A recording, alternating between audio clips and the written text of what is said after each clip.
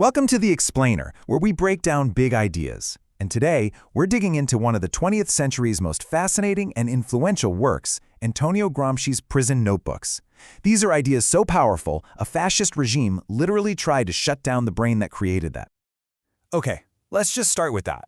Those are the chilling words from the prosecutor who sent the political thinker Antonio Gramsci to prison. This wasn't just about locking up a man. It was about trying to paralyze an intellect, a mind the state saw as a massive threat. And when Gramsci died in 1937, after more than a decade in a brutal prison, this is what he left behind. 33 school notebooks, filled with almost 3,000 pages of dense, tiny, handwritten notes. This was the legacy they couldn't stop. So you have to ask, what was so dangerous about this one person's mind that an entire state would go to such lengths to silence it? Well, the answer is in what he represented, our powerful opponent whose weapon wasn't a gun, but his brain. I mean, the regime's attempt to just delete him from history was absolute. The state-run press announced his death with a single, dismissive sentence. They were hoping he would just vanish from memory. No fuss, no legacy. But they had no idea what was hidden in his cell. Because inside that cell, Gramsci wasn't just surviving, he was launching the most ambitious project of his entire life. He decided he was going to fight back with the only tool they couldn't take away from him, his own mind.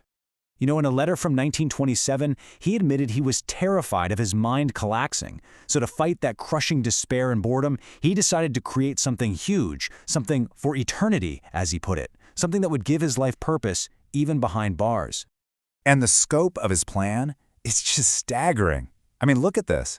He wasn't just writing about high-minded politics. He wanted to understand everything, from the history of intellectuals to popular dime store novels. It was all part of his quest to get at what he called the creative spirit of the people.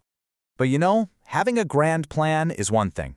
Actually pulling it off in a high-security prison while your health is failing, that is a completely different kind of challenge. Just try to imagine the frustration. For the first 2 years, he was basically forbidden from writing.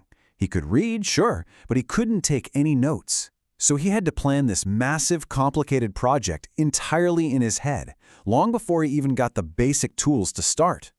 And this quote right here, this gets to the absolute heart of his philosophy.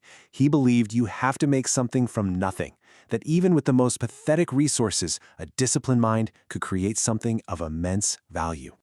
So he came up with this really unique method. He read anything he could get his hands on. Religious books, trashy novels, whatever.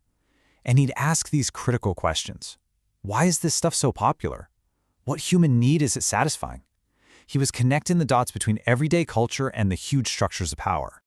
But the story doesn't end when Gramsci dies. Oh no. In fact, his notebooks were about to go on their own dangerous journey just to survive. This is where Tatiana Schucht comes in. She's really the quiet hero of this whole story. She had supported him the whole time he was in prison, and she knew she was in a race against time. The second Gramsci died, she started this desperate, secret mission to rescue his life's work. Let's be clear, this was a high-stakes escape. The notebooks were hidden away, then smuggled across Europe to Moscow and carefully preserved. They somehow managed to evade the censors of not one, but two dictatorships, Mussolini's Italy and Stalin's Soviet Union. Incredible. So this whole dramatic story of how they were made and how they survived is absolutely key to understanding what the notebooks actually are. They're not some simple manifesto, they're something way more profound. Gramsci's method, which he called philology, was all about discipline. It wasn't about finding one simple key that unlocks everything. No, it was a commitment to rigorous, super detailed investigation of specific facts before you even dared to make bigger claims about the world. He constantly warned against what he called the Cuvier's little bone error. The idea is, some scientist finds a tiny mouse bone, and from that one little piece of evidence, he confidently reconstructs an entire imaginary sea serpent. It's a brilliant critique of people who force the facts to fit their grand theories, instead of building their understanding from the ground up. And if you take away one thing, it's this. The fact that the notebooks are raw and fragmented and unfinished, that's not a flaw. That is the whole point. They're a laboratory for ideas, showing a mind grappling with the world's complexity in real time. They don't just give you answers, they show you how to think. The story of the prison notebooks really shows us that sometimes the most powerful act of resistance isn't some grand public gesture.